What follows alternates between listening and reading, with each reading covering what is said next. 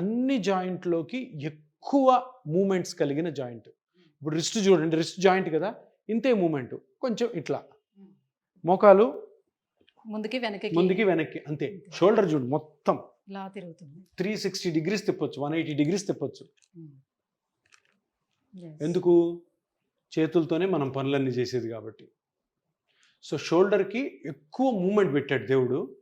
మరి ఎక్కువ మూమెంట్ ఉంటే ఎక్కువ డ్యామేజ్ కూడా అవుతుంది, అంతే కదా. ప్రతి పనికి అది చేస్తాం, ఇది చేస్తాం, బరువులు ఎత్తుతాం, ఇవి పెట్టుకుంటాం, సైకిళ్ళు, ఎవరన్నా కొట్టడం, ఇవన్నీ కూడా చేతులతోనే చేస్తాం కాబట్టి దానికి ఎక్కువ మొబిలిటీ ఉండాలి, అది ఎక్కువ డ్యామేజ్ కూడా అవుతుంది.